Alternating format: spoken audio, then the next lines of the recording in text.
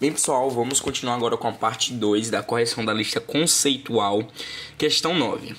Para entender os movimentos dos corpos, Galileu discutiu o movimento de uma esfera de metal em dois planos inclinados, sem atrito, e com a possibilidade de se alterarem os ângulos de inclinação, conforme mostra a figura. Na descrição do experimento, quando a esfera de metal é abandonada para descer um plano inclinado de determinado nível, ela sempre atinge no plano ascendente, no máximo, um nível igual àquele que foi abandonado. Ou seja, ela vai ser lançada de um ponto no primeiro plano e quando ela vai para o outro plano, ela atinge o mesmo nível da onde ela foi lançada.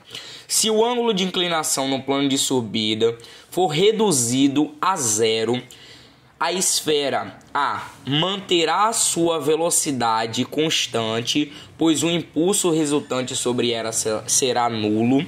Manterá sua velocidade constante, pois o impulso da descida continuará a empurrá-la.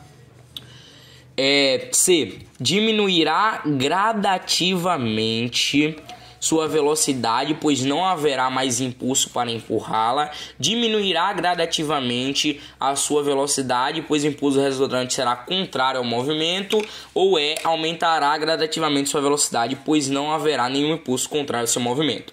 E aí, qual a resposta? Bem, a resposta dessa questão 9, ele pergunta o seguinte. Agora, olhando aqui para o mouse na tela, o que é que vai acontecer se eu soltar a bola de cima, essa bolinha de metal de cima desse plano e não tivesse inclinação aqui? Aqui foi um plano reto, sem inclinação. O que é que vai acontecer? A resposta correta é a letra A. A bolinha ela vai manter sua velocidade constante, pois o impulso resultante sobre ela será nulo. Vai ter ali aquele primeiro impulso e aí posteriormente vai ter um impulso nulo. Não vai ter mais nada empurrando sobre ela e ela vai manter essa velocidade constante até que lá na frente ela bata em alguma coisa ou pare. Já que não tem atrito, ela não vai parar sozinha. Tá certo? Questão 10. Assinale a alternativa a seguir que identifica a primeira lei de Newton. Letra A. Um corpo em movimento tende a permanecer em movimento. Um corpo em movimento tende a permanecer o movimento em MRU. Letra B. Quando sobre um corpo a força resultante é nula, ele tende a permanecer em repouso, se estiver em repouso, ou continuar o movimento em MRU se estiver se movimentando. Um corpo tende a permanecer em repouso caso sua velocidade seja diferente de zero em relação ao mesmo referencial. Um corpo pode alterar o seu movimento desde que a força resultante sobre ele seja zero. E a resposta correta é a letra B. Quando um corpo ele está ali sobre uma força resultante, a força resultante sobre um corpo ela é nula, ele tende a permanecer em repouso se ele estiver em repouso ou continuar o movimento em MRU se ele já estivesse movimentando. Aí é o princípio básico da lei de Newton. Essa daqui estava bem fácil, era só marcar, tá certo? Vamos para a próxima questão 11. Na figura está representado um balão dirigível que voa para a direita, ou seja, voa aqui no sentido da força V, em altitude constante e com velocidade constante. Sobre o balão atuam as seguintes forças: a força peso, que atua para baixo, segundo a gravidade, a gente já sabe; a força de empuxo, que é uma força que vai atuar para cima; a resistência do R; e a força M, que é a força de propulsão dos motores. R é a resistência do ar, tá certo? Bem, assinale a alternativa que melhor representa o diagrama de forças que estão bem representadas e que atuam sobre esse balão. Se vocês forem olhar, em todas as opções de resposta, tem as mesmas forças apontando para os mesmos lugares, ou seja, peso sempre aponta para baixo aqui, porque é a força de atração, empuxo para cima, R para trás, porque é a resistência do ar, então vai estar resistindo ao movimento do balão, que é para frente, e essa força M é para frente, porque é o movimento desse balão. E aí, o que varia é o tamanho, ou seja, o tamanho desse vetor, que significa a intensidade. Nesse primeiro aqui, ele fala que a intensidade de E e a intensidade de P, ou seja, a intensidade do do empuxo e a intensidade do peso são iguais, mas a intensidade da propulsão do foguete é maior que a intensidade da resistência do ar.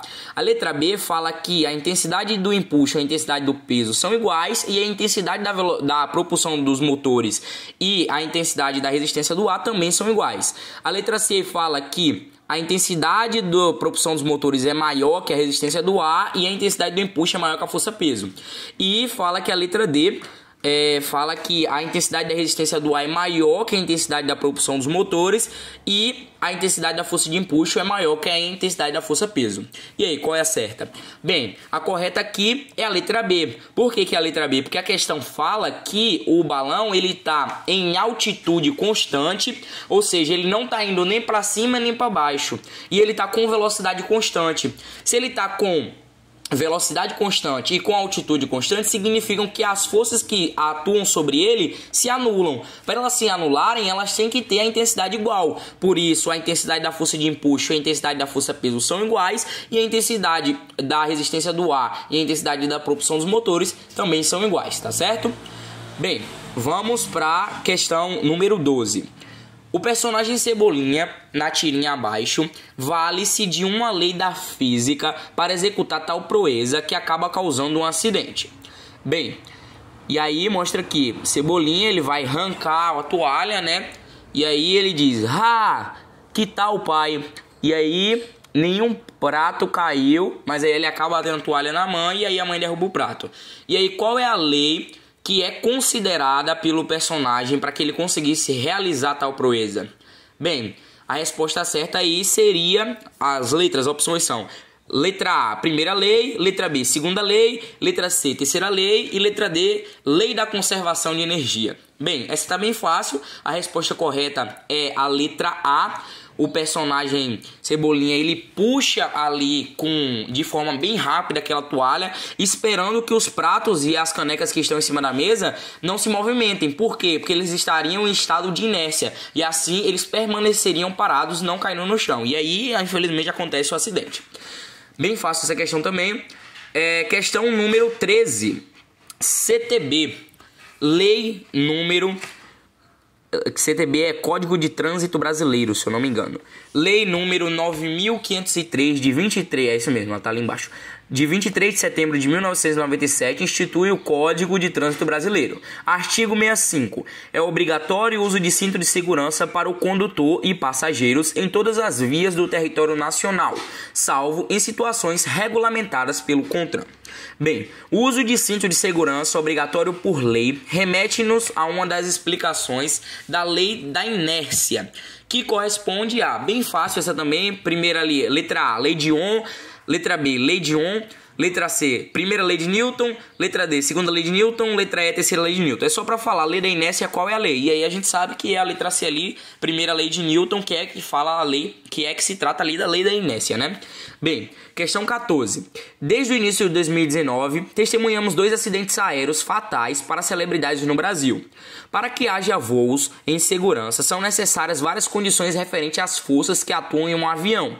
Por exemplo, em uma situação de voo horizontal, em que a velocidade da aeronave se mantenha constante, e aí tem, por exemplo, em uma situação de voo horizontal, em que a velocidade da aeronave se mantenha constante, e aí é necessário marcar a opção que corresponde a essa situação.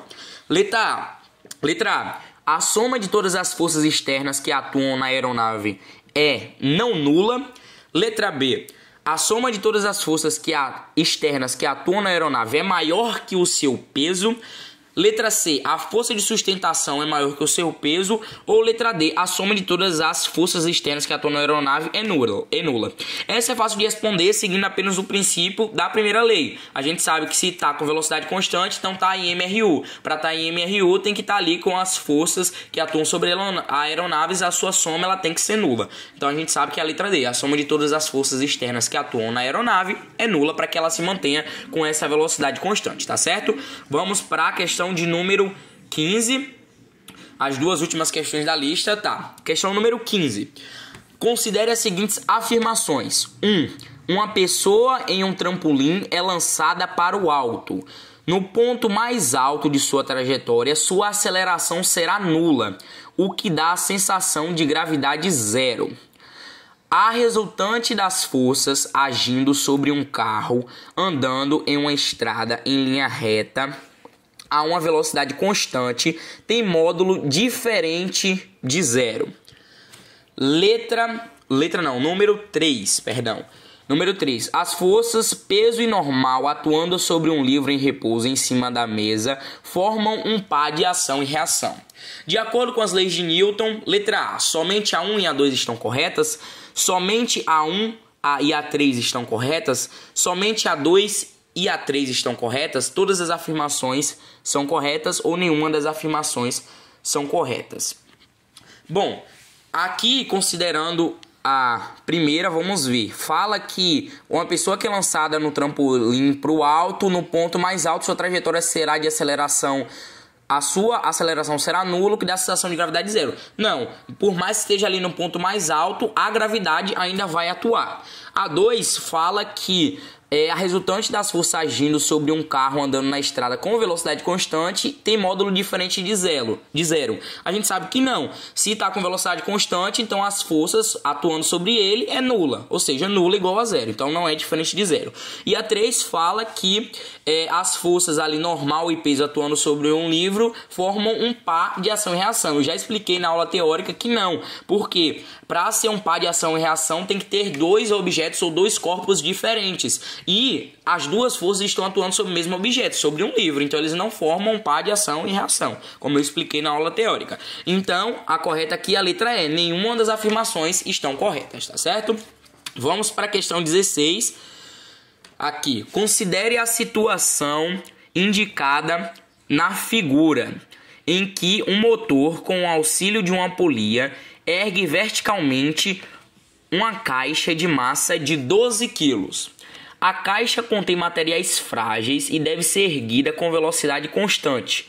Qual é a magnitude da força vertical que o motor deve exercer para tal tarefa?